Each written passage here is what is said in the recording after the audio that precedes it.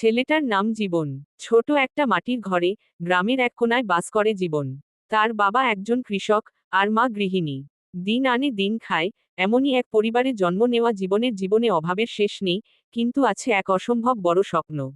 জীবন যখন স্কুলে ভর্তি হয়, তার পায়ে ছিল না জুতো, হাতে ছিল না বই। তবুও স্কুলে যেত সে, খালি পায়ে হেঁটে। শিক্ষকদের প্রশ্নে হাত তুলে উত্তর দিত সবার আগে। গ্রামের স্কুলে শিক্ষকেরাও তাকে খুব ভালোবাসতেন। তারা বলতেন, এই ছেলেটা অনেক দূর যাবে। কিন্তু এত সহজ ছিল না তার যাত্রা। স্কুল শেষে সে মাঠে কাজ করত, বাবার সাথে হাল ধরত, মাকে সাহায্য করত রান্নাবান্নায়। সন্ধ্যায় হারিকেনের আলোয় পড়াশোনা করত। অনেকদিন শুধু ভাত নুন খেয়ে রাত কাটাত। বই কেনার টাকা না থাকলে পুরনো বই জোগাড় করত, কিংবা বন্ধুর কাছ থেকে ধার নিত। কখনো কেঁদে ফেলত, আবার নিজেকেই সান্ত্বনা দিত, একদিন আমি বড় হব। বাবা মার কষ্ট দূর করব।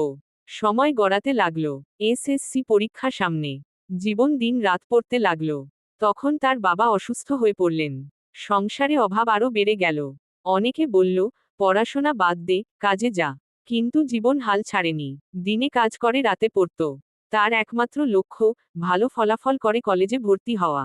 এসএসসি ফলাফলে পুরো উপজেলা তাকিয়ে থাকল, জীবন জিপিএ -5 পেয়েছে। স্কুলে তাকে সংবর্ধনা দেওয়া হলো। কিন্তু এর মধ্যেই নতুন সমস্যা দেখা দিল, কলেজে ভর্তি হওয়ার খরচ কিভাবে আসবে? এখানেই গল্পে আসে গ্রামের স্কুলের প্রধান শিক্ষক, সাইদ স্যার।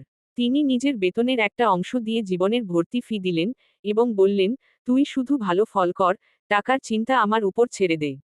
জীবন শহরের কলেজে ভর্তি হলো। প্রথমবার গ্রাম ছেড়ে শহরে এল। এখানে সবাই স্মার্ট, ইংরেজিতে কথা বলে, দামি ফোন ব্যবহার করে। শুরুতে জীবন নিজেকে খুব ছোট মনে করত। কিন্তু একদিন সে নিজের মনকে বোঝালো, আমার পেছনে পাহাড় সমান সংগ্রাম আছে।